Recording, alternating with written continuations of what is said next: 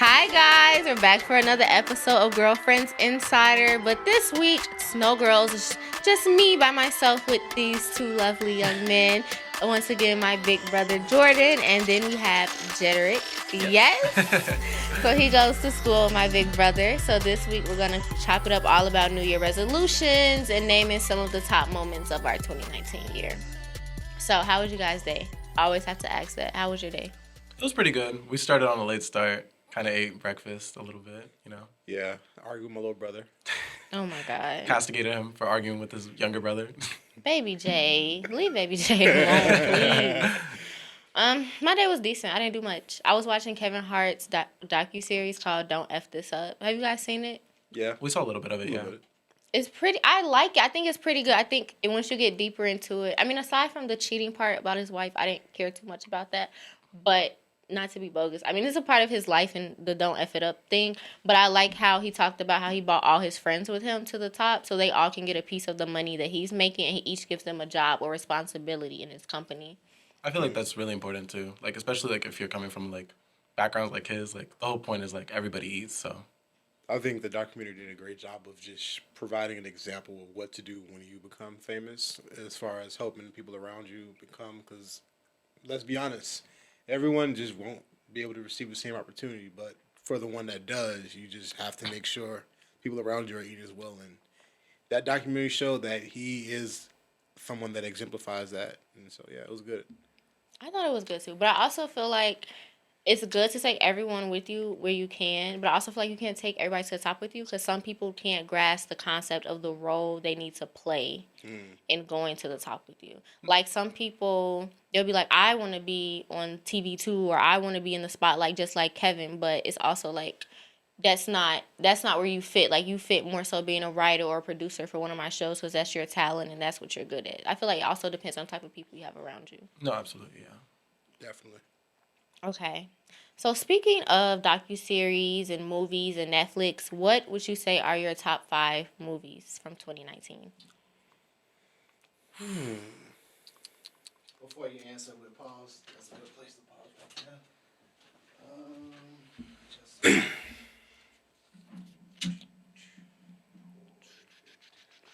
Top 5 movies. Queen of Slim's definitely one. This is recent. yeah, chance to think. That came out this It year, have to be a right? new year, new movie. Like anything from 2019. Anything? Does it have to be a movie or like film? Film, like anything that just came out this year. Okay. Movie, film. Yeah. Queen and Slim, I felt a little indifferent about. I actually felt the difference. I felt like that movie was great. I feel like it was great, but I feel like more character development. I wanted to know more about the character's background a little bit. I see what you're saying. And we pick it back up in thought of the top movies of 2019. Film. And, film. Yeah. And Can you react to the question first? Right, You didn't okay. say movie yet. Yep. All right, in 3, 2. Okay, so speaking of Kevin Hart, docuseries, Netflix, what would you say have been your top 5 films from the year of 2019? I don't know if I can name 5, but something that comes to mind is definitely like Queen and Slim. Lion King came out this year. What else came out this year? Oh my God. But Queen and Slim was definitely like the one movie that was really like settled in my mind. Like I've been thinking about it nonstop. So Yeah.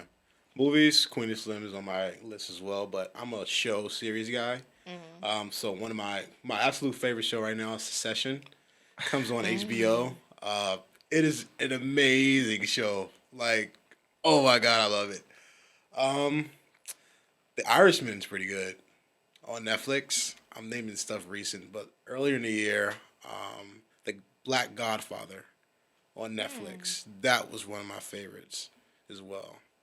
Yeah. For me, okay, I liked Queen and Slim, but I'm a person, I like to know, like, why people act the way that they act and, like, why do they move the way that they move. And I feel like I wanted more character development, like, more background on the characters. Like, we knew that, I can't think of his name right now. It's so bad. But we knew that the guy... Daniel Kaluuya, I think. Yes. Yes. So we knew that he had like this big thing with his family. Like he loved his family. Like the whole entire time, like while he was running away, he just wanted to see his family. Like I kind of wanted to see like flashbacks, like his childhood, like I mean, it may have not been that important to the whole concept of the film because the whole concept was about like them running away. They're like this Bonnie and Clyde, and it's like this new age era of like how the situation flips. Like usually it's the police officer kills the black man, but this time the black man killed the police officer and the situation flipped in like self-defense. But I also like kind of wanted more before like the Tinder date. Like that's so fast. Like imagine you go on a Tinder date with somebody and then now you on the run. Yeah. That would be definitely crazy. I mean, like for me, like I feel like, especially in like black community, like we don't have like a Bonnie and Clyde, like a legendary story like that. So like for me, like I always We got Hustle and Flow. right. No, I was watching Hustle and Flow and I couldn't get through it. I'm sorry. It was too much. Like he had all the thighs and he pimping them out. It was too much for me. I couldn't even get through it. It was just Yeah. so much in the beginning. I liked Queen and Slim. I just think I wanted more from the director and the writers, just a little bit more. But I think it was a good concept. I liked it. The ending definitely messed with me a little bit, but Yeah, I didn't get Oh the my message God. at the end. I didn't either. like I did not like the ending. I felt like it could have. I don't want to spoil anything, but like it could have ended in a very People different should have way. seen the movie by now.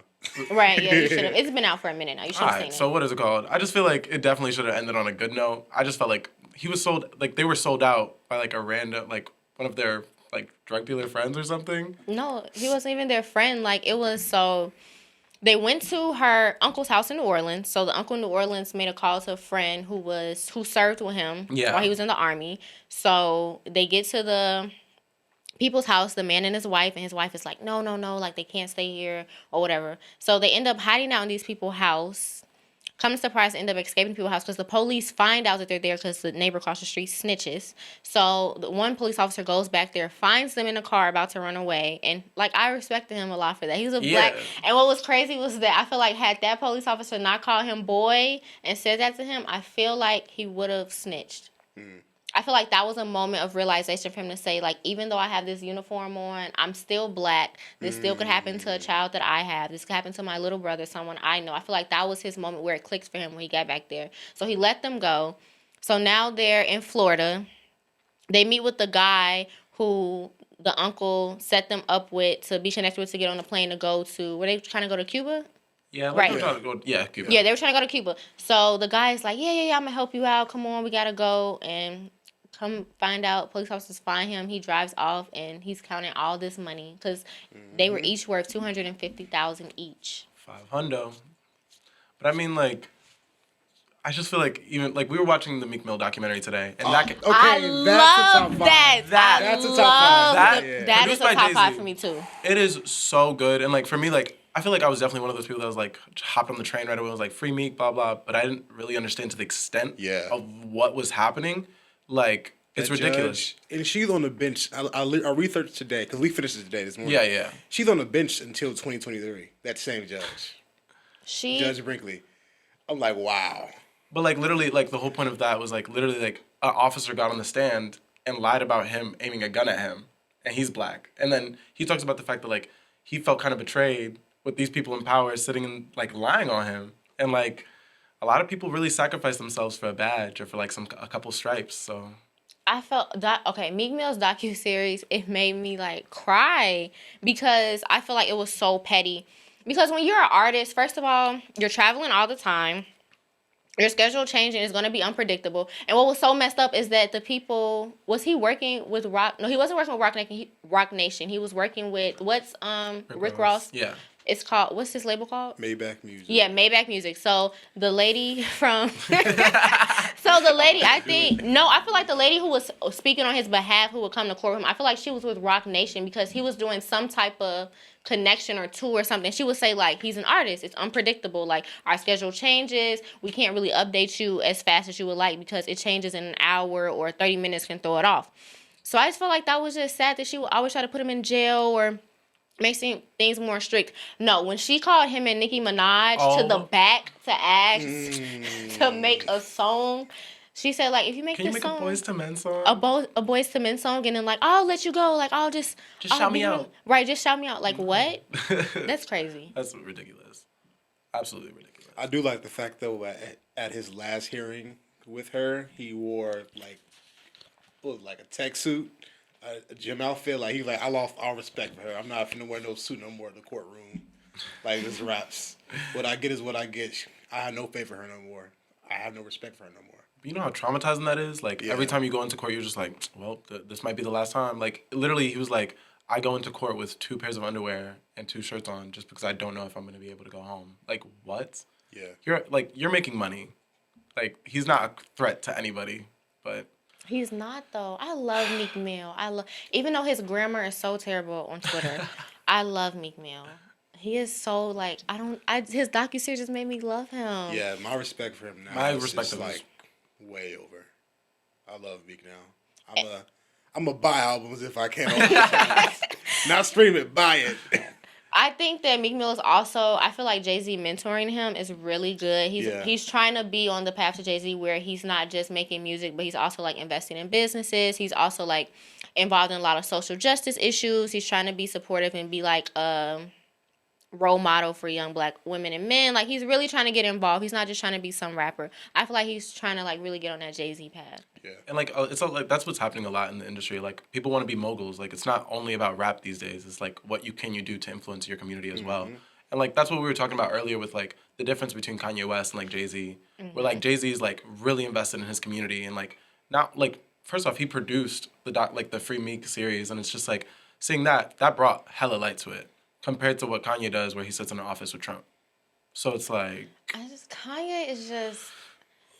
Let's not talk about I Kanye. don't even want to talk about him because he's just so. I don't have the words for him. Like that, just all you can do is pray for him because I just don't. Because the Sunday service and Let's pray for the gospel artists. yeah, let's pray for the gospel artists. Okay. Any more top moves? Oh, Us came out this year. yeah. I didn't see that actually. You didn't see I have Us? not You need to seen see Us. Because the trailers looked like it was like scary. I'm not a scary movie fan at all. It was wasn't not scary. scary. Was it? I mean, No. I saw all the No. I couldn't do all that. I feel like Us was. I feel was the message like your best enemy is the worst enemy is yourself. Like did you get it? I didn't get it to that extent. Like I mean, I've watched it like several times. I feel like I always get the same message of like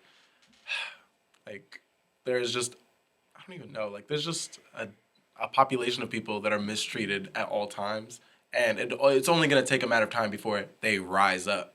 And like sure, like we're like obviously for me, like I'm thinking the people down below are like black people or people that are marginalized in society. So like for me, I'm like when will we rise and stuff like that, like as a community and stuff like that. So I guess that's what I got out of it, even though it's like very convoluted and like you have to like search for a meaning like that. But yeah, you do have to search for a meaning like that.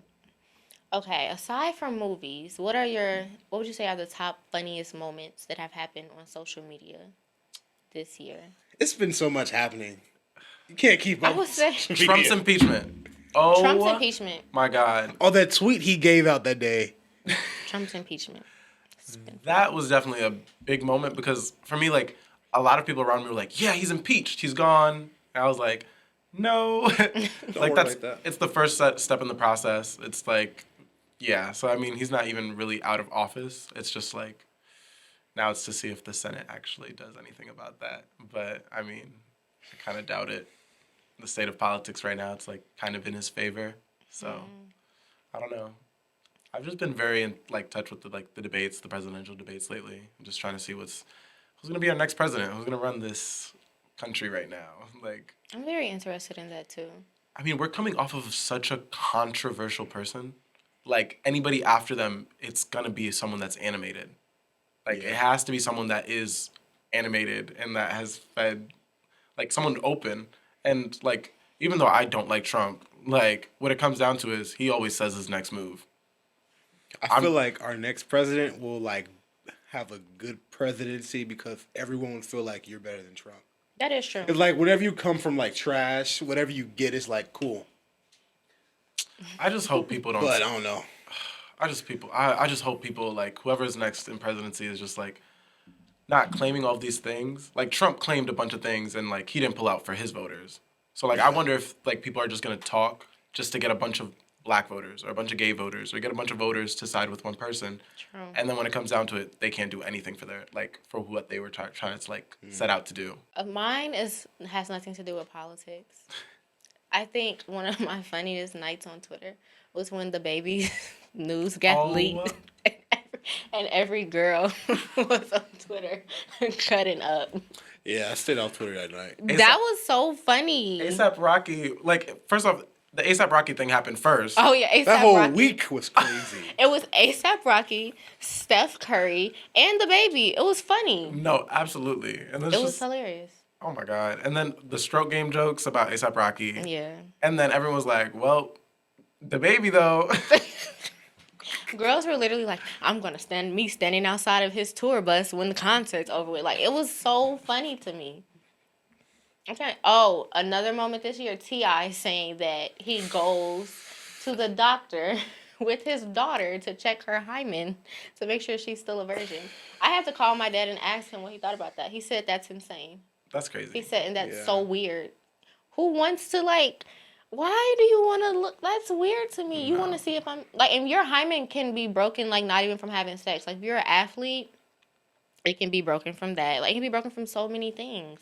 Poor child. I have gymnast friends that have literally broken their hymen from hitting the bar way too hard. So it's just so even if he was there and then he found out that her hymen was broken, what does that even prove? It's just so weird. Why would you want to be involved in that section of a young woman's life? Let that be something that the mother is probably involved with. Mm-hmm. It's just But I'm sorry, that's just uncomfortable. It's even when I would go to the doctor, I would say when I started 14, if my dad took me to the doctor, he wouldn't even come in the room. Cause that's not comfortable. You can't even properly express yourself what's really going on with you because you have a male in the room and you're talking to a female doctor. That's just uncomfortable. Yeah. that is very true. Yeah. Yeah. That was awkward, weird. Why even share that information in the first place if you do that?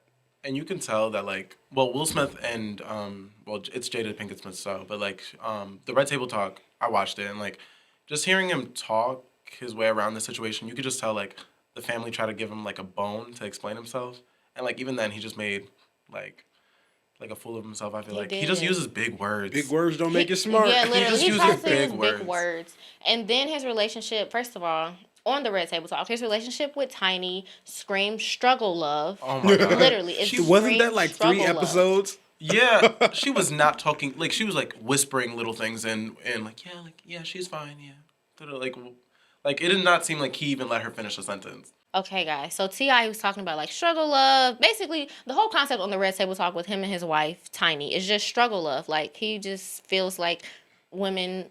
From what I got from it, he didn't say it exactly, but I feel like he thinks women need to struggle in the beginning to prove themselves, and then you get rewarded later. I feel like that's the type of energy he gives me.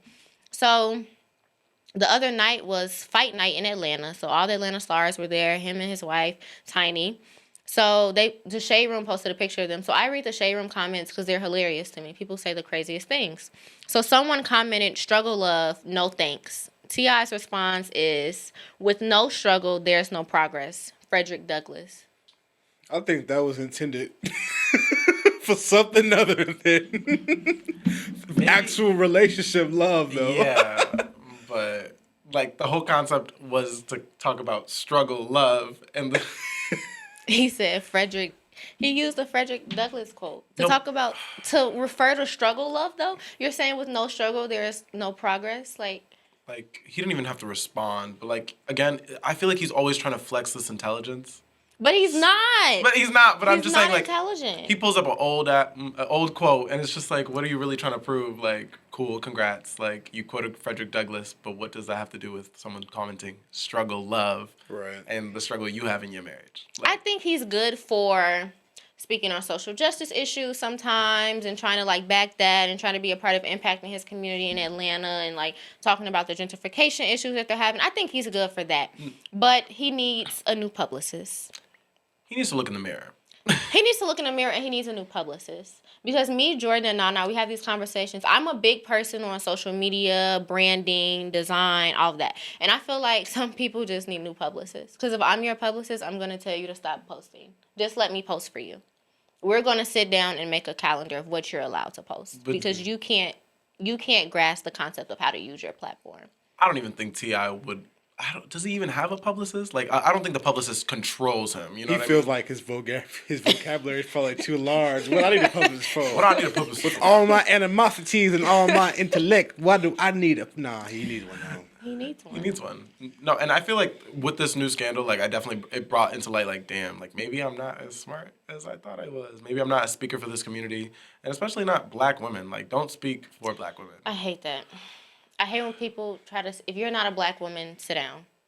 Period. If you're not a Black woman, you cannot speak on my struggle. You cannot speak about what I experience. Like, and sometimes Black women try to speak for all Black women, especially Black women who are in higher tax brackets. You cannot speak for Black women who are in poverty, who are low income, who don't have access. Money talks. When you have a lot of money and you sit at the top and you're at top of the tax bracket, you have more access to things than other Black women do. I mean, sometimes not even middle class Black women can speak on the issues that Black women who are low income are struggling with because you don't know. You have access to more things. You have more connections. You have the financial resources to do what you need to do. I feel like you need to speak on what you can relate to, what Absolutely, you know yeah. about. Definitely. Because I feel like that's too much. You basically summed it up right there. I'm not even gonna say much on that. Yeah, that's just, I don't like, and then when Black men try to,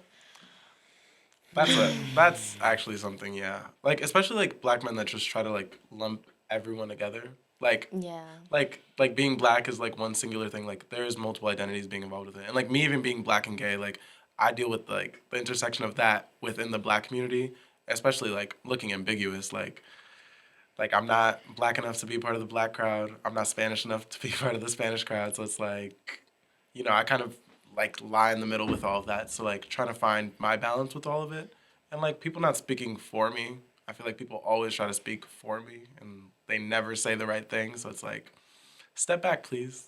Yeah. Okay, so another moment this year, it's not funny, but it's a moment that pissed me off, right? So Clippers, Patrick Patterson, he was defending his white wife because people were commenting like, why are you married to a white woman? Like, da, da, da. The basic argument of like why Black athletes tend to marry white women. So then he refers to us as bulldogs. Is he calling his mother a bulldog? Was he calling his sister a bulldog? He clearly was. I mean, you gotta be if you that bashful against Black women. It's just like you can have a white wife. That's not the problem. It's just like why do you have to tear down Black women in the process in order to make a point? Like Yeah. you could just say, "Oh, I have a good connection with my wife." Why does it have to be about race? But clearly, you have a self-hatred complex going on where you probably don't like yourself. You probably look down on your own community. You're like, "Yep, I came from poverty. I came from this, and now I'm up." So like, you know, with being up requires me to have a white wife, requires me to live a certain way, and it's just ridiculous. Like A lot of athletes have that mentality. especially at our But school. why though? My whole thing is that I feel like Black athletes do not want to be with a Black woman because we keep it too real. No, first of all, no Black woman is going to let you sit in their house without a job. If you get dropped from the team, well, you better call your agent and figure out what other teams are accepting you for the week. You better figure it out. You better get traded. You better figure something out. But the wife be like, no, it's okay. We're gonna figure it out. No, I'm gonna be like, you better figure it out. You better call your agent. You better see who gonna let you be on the team, the practice team, something, some The type white of wife income. gonna sit there. It's okay, baby. It's we go to okay. Louis Vuitton tomorrow morning, though. No, like what? Like you talking about going to Louis Vuitton? You're not. Our son needs this.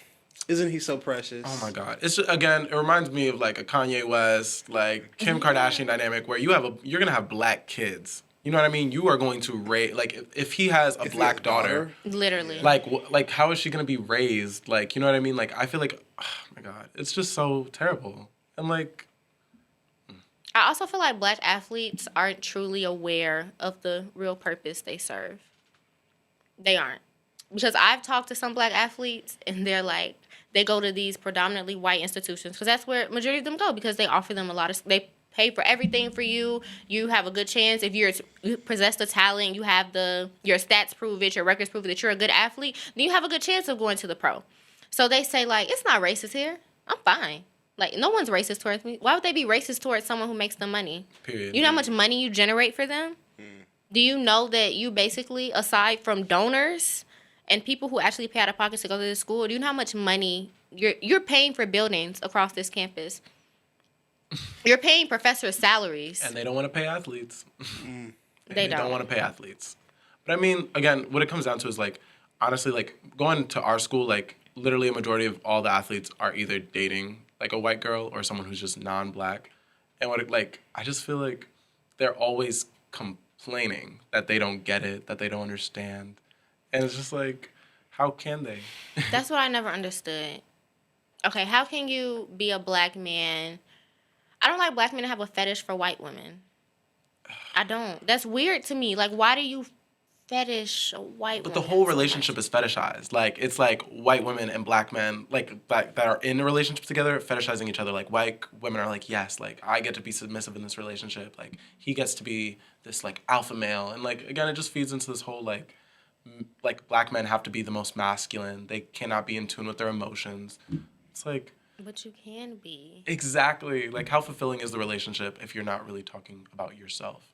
Your true self, Your your black self, Right. Your black, authentic self. because you're not comfortable. There's no way you're really comfortable talking to somebody of a different race about your black self. You're not. And not saying it, like, obviously those relationships can happen. Like, black and white women, like, black people and white people could definitely be in a relationship. I'm all for interracial marriage. Like, have it, like, again. But the thing is, like, what it comes down to, are you guys not fetishizing each other? Are you guys actually supporting each other? Is this relationship founded in you understanding that this person has certain, like roadblocks in their life? Are you understanding of that? Like, and half the time, I feel like with the white girls I've talked to that date these black guys, there's not a lot of intellect going on. What's your favorite There's thing not. about him? Oh my God, he's a great athlete. What? Like that? I've asked someone this before. Oh my God. He's a great athlete. That's it. That's it. Like, I'm sorry, but okay. For some people that date athletes, like, yeah, they do it because it's cool. Like, you know, that, especially if you have one that's about to go to the pros, you're like, yeah, he's about to go to the pros. Like, I'm set. I have this life coming. But also, what comes with dating athletes, I feel like, is they're very, what's the word? A lot of athletes are self-pity people to me. They cry. And that's something that I hate. Like, coach didn't put me in a game today. I'm crying, like, sobbing. Like, no. No, you need to go to the gym and figure it out. And also, I feel like with being an athlete, it's not even just about the gym. It's also about, can you play politics? Are you good at finessing your way to getting on that field when you need to be there? Are you good at going to coach's house, talking to him, and Are you building that good with the relationship? man? Are you good with the man? Are you good with him? You're not, because you're too busy kicking it with your teammates that's on the field, and they good with him. And you're not figuring that out. And it's also a good skill to have with politics and just knowing how to network, knowing how to make that connection, knowing how to make someone know that you care to be on their team, knowing what you can contribute to their team. Because when you're done in the pros, what else can you do? Right. What else are you going to do? And I feel like that's a lot of problems with college athletes. They don't, a lot of college athletes don't know how to play the politics game. And like even outside of that, like people in general are failing to understand like this is a kind of a white man's world. You kind of have to navigate the space knowing that in the back of your head, right? And even if you're not navigating white spaces, at the end you have to talk to a bank to get a loan. You have to talk to someone who just has way more access and power than you, and sometimes that requires white dollars. Period. And you have to know how to speak in this game. Like to be honest, like I know how to talk to my professors in order for them to know I'm a good student. So if I have like a B plus, they would bump it up to an A minus at least because they know I'm a hard worker. Just because they know what I'm about. Because I know my politics and I know how to talk to white people. Like point blank. Damn. LeBron James is good at it.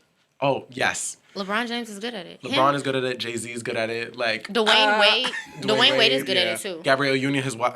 Yes, all of them. Gabrielle are good at it. Union and Kevin Dwayne Wade. Yeah. Gabrielle Union and Dwayne Wade, I don't care what nobody say, however they got together, the cheating, they're good together. Period. They're good together. The way It they're raising works. the way they're raising their son is, well, let me change this. The way they're raising their daughter is just phenomenal. Like it's just such an inspiration to see like black people actually just fully love like their daughter and like let's just love the fact that they're like living their authentic selves. And like I don't see that a lot. Even like where I come from, like my parents like are still struggling with the fact like I am gay and like dealing with those things, but also like me dealing with that is just like making me stronger within like the people I find and who like I decide to make friends. So it's like it's very important for me that like black families are understanding like sexuality is a little more fluid, and gender presentation doesn't have to be so regulated, and black men don't have to be like this, and black women don't have to be like this. Some of the lines are blurring a little bit with our current age, so it's kind of cool. I feel like that's something I struggle with my family. So I took a gender studies class, and I also took African American history. So when you combine those two together, you learn a lot of information. And I told my gender studies teacher when I came back home, I said, I'm mad at you because you sent me out into the world, you gave me all this information, and everybody else is just so, they're not up to speed on how the world is actually operating. And it's frustrating when you know so much about how things should really actually be. Like, it's honestly like I can't even be around you because you're so annoying and you can't even grasp the concept that I'm trying to explain to you. Like, sometimes I love my family to death. I do. Love them to life. But they can't grasp the concept of how the world is changing. A lot of them, like my grandmother, well, I don't expect my grandmother to grasp the concept. Right, yeah. Because you're born like in the 1930s, like it's different, like this isn't accepted, like you're much older. You're not going to change your ways at all. Right. You're 86 years old. You're not going to change your ways at all. Like she's very old school, old fashioned. On Thanksgiving, she told me like, you have to leave college perfect. Don't have a baby. Don't kiss a boy because their breath stinks and you're going to catch an STD. Like, she goes through this whole thing. I'm like, Grandma, like, okay. She's like, don't have a baby. Like, if you have a baby, your life just went downhill and, like, all this other crazy stuff. Like, just wait or whatever. You have to be perfect. So, and then also, like, with my family, I feel like they're not... I feel like religion is very... A sensitive topic. It is a sensitive topic, but I feel like it's just... I feel like my whole concept and belief is that you should just learn how to accept people for who they are, regardless of your own beliefs. Like, you don't have to comment on everything, or even you don't even have to comment on it in private, to me, to be honest. I feel like you should just accept people for who they are. You move forward, you move on. All religions preach the same thing. Treat people the way They you want to be do. treated. That's what all of them All of them preach the same underlinedly say. thing. And taking religion out of it, that's just a basic good person principle. And, like, a good example is, like, my first day. Like, this is my first time in Chicago. So, my first day, I actually got to go to church with Lou. And I'm atheist, so, like, I'm not religious at all. But when it came to, like, sitting in, like, black church and, like, just experiencing it, it was, like, again, a very wholesome, very amazing vibe. And, like, the people there were just so amazing, very friendly. Everyone was basically hugging me by the time I was leaving. And, like, that's the best part about religion for me, where, like, I can see how good it is for other people and how other people can attain happiness through it. But also, like, like, all the bad that some people can do with it is just so scary. Like, people that just don't follow it and just try to, like, like... And people that use it to abuse society. Westboro Baptist Church, a good example. But, yeah, like, I never say with, like, black churches, but it's definitely, like, on some white church. Yeah. Like Joel Osteen, he's not a real pastor. I don't care what anyone tells me. He is not a real pastor. This is my Bible. I am what it says I am. I can do what it says I can do. That 1,000 times. Joel Osteen is a motivational speaker. If I want a good motivational speech and I need to be motivated, like, let me go take this test, I'm going to pull up Joel Osteen. That 15-minute clip. His 15 minutes, he doesn't even state Bible scriptures. Like, he literally be like, and Joseph came down to the river, and, like, is that even in the Bible? In Jesus' name. And, like, he just be killing me. Okay, guys, let's just get away from religion. Aside from that, what are you guys' New Year's resolutions? I say this every year. I said it last year. I actually worked, so my goal every year is always lose weight. Last year, this year rather, 2019, I've lost over 35 pounds. Okay. But it's been like strictly through diet. So 2020, it's more of the working out piece. Because I've been to the gym like 10 times this whole year. I count how many times I've been to the gym. And so just think about how much weight I could have lost if I just added in the working out practice, you know. 35 pounds is cool, but it could have been double, honestly. It could have been 100. Right, in a year's time. So that's my main goal, as always. Another thing is I need to make sure I'm surrounded by love. I feel like I try to force myself to a lot of places that just aren't loving, and I'm there for the wrong reasons. So I have to, take some time these next 2 days, beginning of the year. You don't always have to start beginning of the year on your new goal. Sometimes your new goals just have to be thought about during this year. So some things I'm just thinking about is making sure like every position I set myself in is a position that I really need to be in, and also it's a position of love, and that people around me are there for me, supporting me, and I can reciprocate that same energy to them.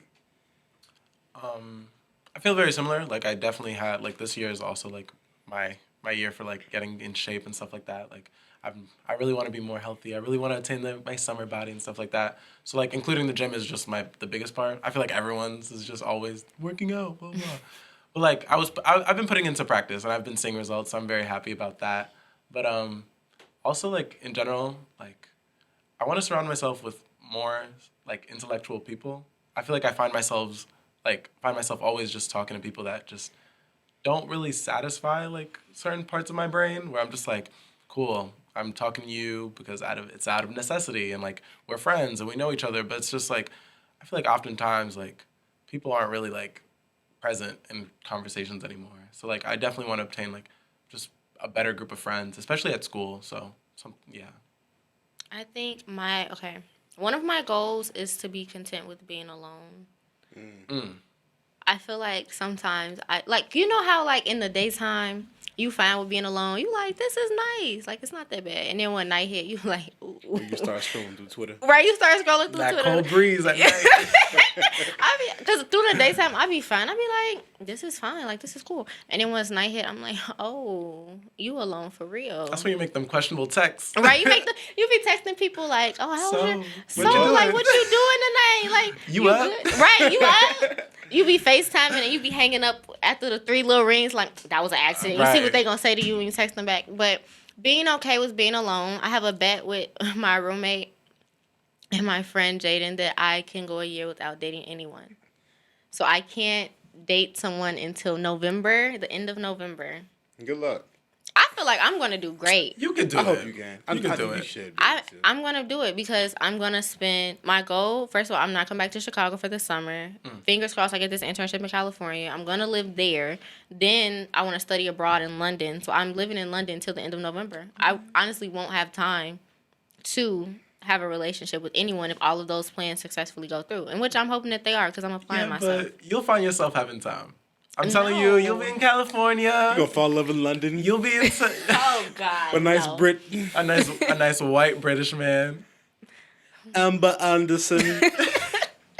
Okay, no, being alone and my main goal is just to stay on top of everything with my business. Like, just manage. I feel like it can be a lot sometimes, like managing it and being able to ask for help when I need it, being able to actually have a team because you can't do everything by yourself. I've learned that and I'm still learning that. Like, you need a team to help you because you don't know everything. Yeah. You don't. You need people that bring and add to your brand and are willing to help you grow that brand. So my goal is just finding those people who are willing to help grow the brand, willing to help keep the mission statement up and just be a part of the team. And even now that you mentioned that, like, right, like, as of next semester, like, I'm going to be vice president of, like, Imani, the Black Student Union at my school. And, like, one of the main things that I really want to do is, like, lean off of just such the negative events we throw. Like, I feel like we always lean into, like, talking points that just revolve around, like, very sad concepts. And I feel like at my school in general, like, a lot of people just have tragedy porn, like, where it's just like, let's talk about this terrible thing that's happened lately or this terrible tragedy amongst the Black community. And, like, I just want to do more community building things. Like, we have a good budget. Like, why don't we just go out and have fun together instead of just revolving around all of these terrible things? But, like, definitely, like, I want to build up this org to be something that's better and, like, actually, like, helps people to feel comfortable on campus. Especially, like, we have, like, 300 Black people at Trinity. And, like, amongst us, like, we're just not in tune at all. Just not at all. Not at all. I think that's good. I feel like you're going to be able to do it. That's good. Like, being able to, like, have those type of events. Because I feel like sometimes I don't attend a PWI. I go to HBCU.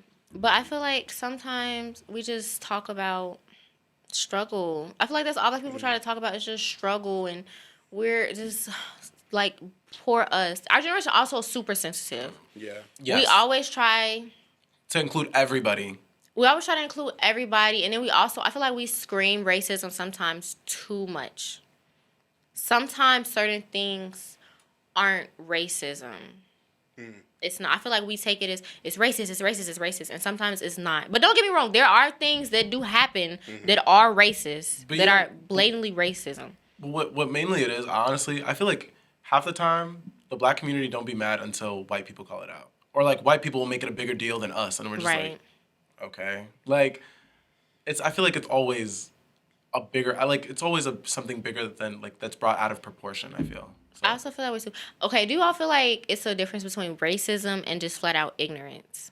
Yes. Yeah, absolutely. I feel like a lot of situations some situations, not a lot, but some situations that have happened this year have just been ignorance. It's not racism. It's just they don't know.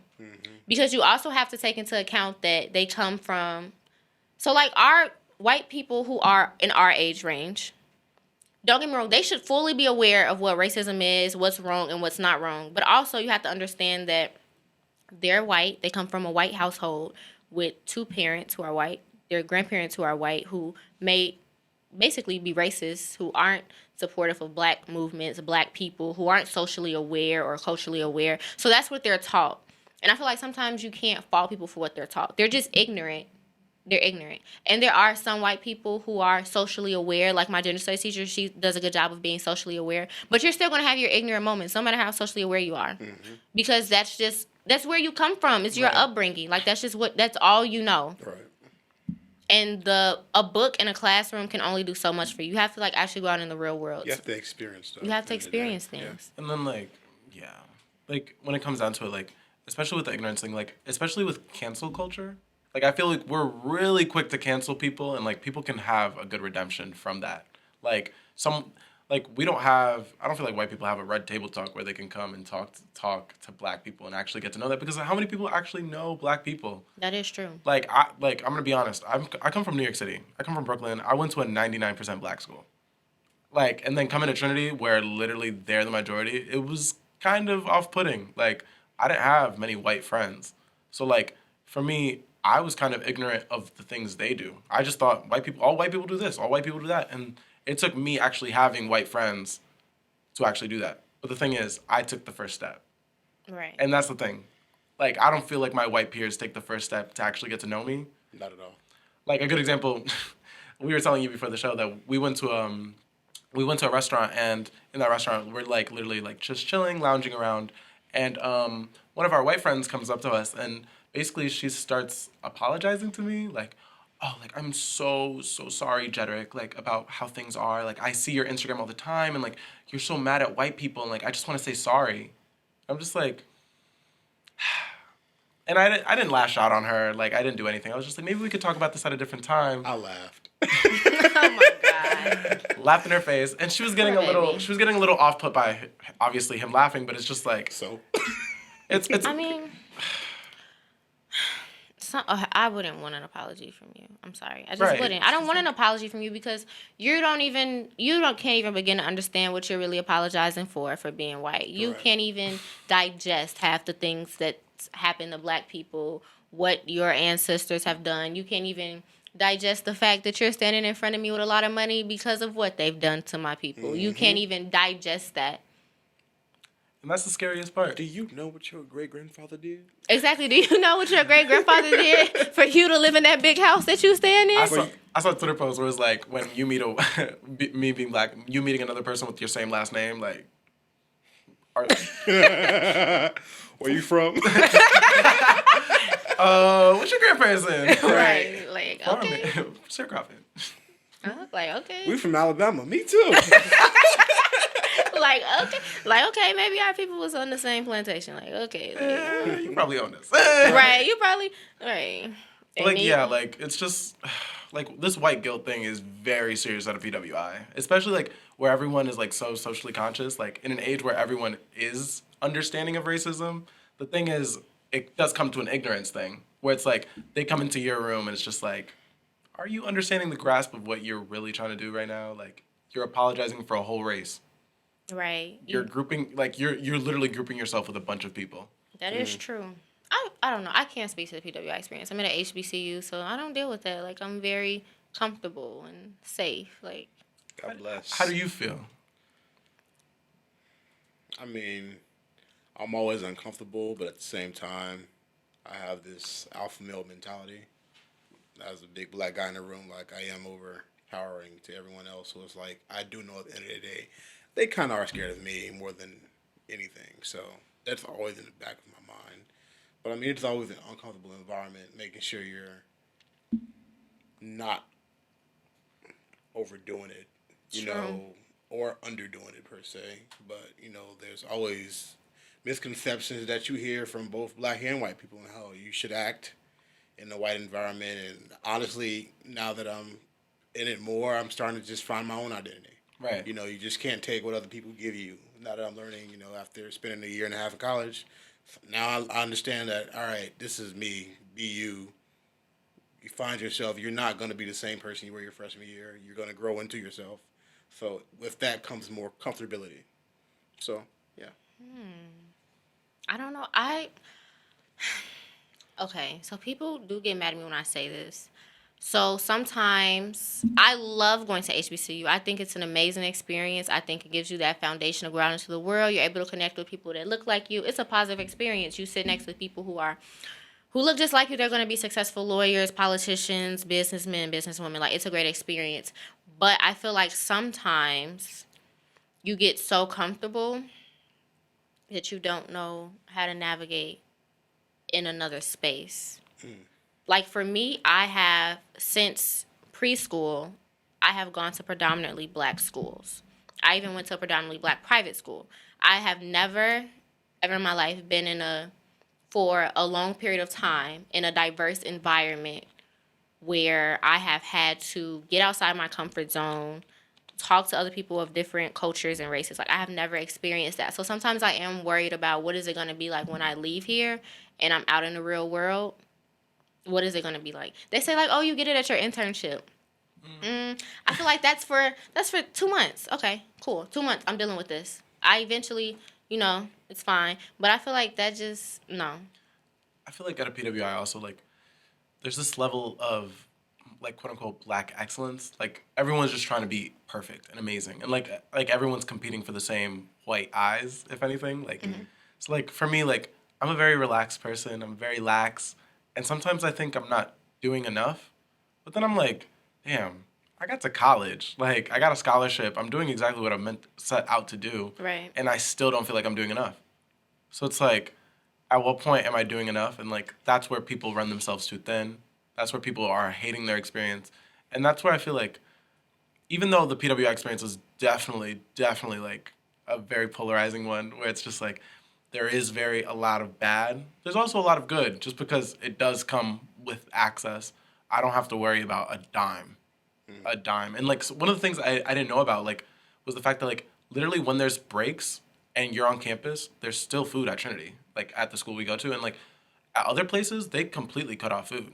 Like, you will go hungry. And at other places, it's dining dollars. Like, you have a certain amount of money that you can waste. And, like, That's how we are, at too. our school, it's, like, unlimited with a swipe. Wow. Yeah, like, those are, like, even that little thing, I didn't notice how much privilege it comes with going to PWI. And, like, Yeah. now it's like, damn, I'm out here preaching how, like, awful this experience could be, but also, like, I'm not starving. I'm not getting cold at night. Like, there's heating in my house. Like, you know what I mean? Like, so it's, like, about checking myself always, like, knowing that, like, not everything is as quaint as I'm making it seem. Like, there are a lot of bigger forces to make me feel as comfortable as possible. Right. So it's like, That is Yeah. true. I feel like the PWI HBCU experience, I feel like it just depends on the person. no, yeah. I feel like it definitely just depends on what the person is looking for and what they need for. I feel like it's about your career and making sure they have your program, though, but it's also like, what person am I going to be when I walk out of here, too? Like, what do I need to grow as a person? What do I need to develop so that I can reach the level of success that I can reach? Because if you're not checking yourself before you get to the top, you're not going to make it there. Because even though you can be the smartest person in the room, but if you don't have that character development and all those other skills, I don't feel like you can make it. Yeah. And what I don't like when people bash HBCUs. I don't like it. I don't appreciate it. But I also don't like when people who go to HBCUs say, oh, yeah, we run circles around PWI graduates. Like, we're better. And I don't like that. Because I feel like we're all black. Like, we're all Like- trying to just get to the top and get to Yeah. one spot. But, like, it matters. I look at you different because you go to PWI and Sorry. Things that kills me is that people don't understand why we're there in the first place. I'm like, if I was able to pay my tuition to go to Morehouse, I'll be there. 100%. No, yeah. 100%. I'll be at Morehouse. But because I have to pay $0, Trinity College, I know I will be able to find a decent job leaving that place, and I'll have no debt. Okay. Like the end goal was like these institutions. Like a good example is like all these Ivy League institutions were started with like the essence of slavery. Like a lot. Like Harvard sold slaves in order to erect its college. Like we have to realize these institutions weren't made for us, and the fact that we're forging places for us to be at these places is already monumental. So I don't care where you go to college. I care if you make it. Absolutely. Because at one point, none of us went. Right. That is true. None of us could read, write, nothing. So, like, why? Like, I don't get the bashing. It's honestly just so superficial. And like again, like Morehouse and Spelman and all these amazing HBCUs, like they offer an amazing experience for the people that want to go there. And like for me, like again, it's all about access. Do I have the bread to go there? No. And they offer very few scholarships. So it's That like, is another problem. but they're getting government funded soon. So They are, and So that's maybe good. that can help out with like a lot of their I enrollment. see a bright future for HBCUs. Oh, absolutely. honestly. I do. I can't wait to send my kids to one. And yeah, like It's- it's about setting up the path though. Yeah. Yeah, it is. But I also feel like I'm excited for us to get this funding. I'm also excited for. I really just want alumni to start investing more into the school. Because PW, like the alumni, they buy buildings, they invest in the program. They're writing $20,000 checks, like $1 million checks. $1 million checks. Like yes, Oprah donating is good. But these are black billionaires. Like we need to make this a continuous thing, giving back into the schools that made us and built us to who we are. If everybody just gave $10 a month. No, honestly, like $10 a month, like things like that, like donating. You can't be like, I hate when they be like, yeah, I went in debt to go, figure it out, apply for some scholarships. I'm gonna say like, invest in your school, invest in the school that made you, Right. invest into it, donate money into it. Like, and if you don't have it, figure some way that you can invest in that school to make it beneficial for the class that is coming after you. I just feel like it's all about investing into it. And literally, like, what people don't realize is you can literally, on your check, say, the money has to go to this. And that's what, like, literally our school does. Like, people that are donating to our school that were part of the football team, like, they get a fancy big check that says, this is strictly for the football team. So now they have all that money, and they'll get millions of dollars, and then it's like, well, damn, now we got to cut a program. We got to cut a scholarship. Like, a good example, we're both Posse. I'm Posse New York, he's Posse Chicago. But recently, they just cut Posse New York. It's like, okay, you also cut the amount of black people you're admitting into the school. But you're about to build a $60 million new facility So it's like, you took 10 spots away for like 10 kids in New York City. that costs nothing near $60 million. Exactly. And like, even then, like, our school's $80,000 a year. That's racist. Period. Oh my God. Yeah. $80,000 a year? Just about, yeah. Wow. Mine is I'm up to I ain't paying none of that, 47,000. though. I'm not me. God bless y'all. I'm paying out of pocket. Like, God bless that white woman. like Whatever alumni is contributing, thank you. Thank you. Appreciate it. If you're watching, please Thank donate you. more. I feel like that's a reason why it's a struggle. I feel like that's the reason why people don't go to HBCUs. We can't afford it. I see a shift coming, though. I feel like it really is coming. If the government gives us money, we as a community, alumni start investing back into these schools, not even if it's not a financial way, but building some type of program, building some type of mentorship for students. It's great. Like Hampton, they have the alumni mentorship day. Like you find a mentor who's in your field, who was in your school when they went to Hampton. I feel like that's a great way to invest back in your school. It's just all about investing back in your community. But literally, like, talking to the president of the diversity and inclusion at our school, one of the main things she talks about is like literally all the black students at our school, even people of color in general, just don't have a good time at the PWI they go to, and they don't come back for several years, or they end up just like Hating never this place so much. hating it, and they don't want to donate money. So it's like, what does it come down to? Like, is it at the cost of the alumni to make the school better, or is it time for the school to just reappropriate funds to just make the experience better for everyone there? And it's just like, I don't think our school, and most schools probably on the Northeast, are taking into account their black students, especially people who are out of state. Like, you know how expensive a ticket is from Chicago to Connecticut, like, there's people right now who are probably staying, like, on campus who can't afford a ticket. And that's really sad. Like, they don't have, like, an emergency fund. Like, a lot of schools actually don't. So it's like, how are people getting home for Christmas or Thanksgiving? Or even, like, the basic things. Like, Right. It's crazy. Racism. Oh my God. I mean, it is almost. Well, that's another conversation for another day. But aside from that, I just want to close out. What was you guys' personal top moment from 2019? At Trinity, actually, I got instituted a study away at Morehouse College. That's just something I'm just very excited for. So we plan on going next fall. Trinity's paying for us. Like, we don't have to pay a dime to go to Morehouse. We can go for up to 3 semesters if we wanted to. So, yeah, that's how I am my year, because we have a friend that's going next semester, this upcoming semester, actually. He's the first to go, and people are taking advantage of it. It's just Morehouse, Spelman, and Xavier. 3 HBCUs that students really could choose from. Wow. Because I had an issue with study away office. You have all these options to go to this school, that school, this country. But what about our schools that we would definitely be comfortable in going to?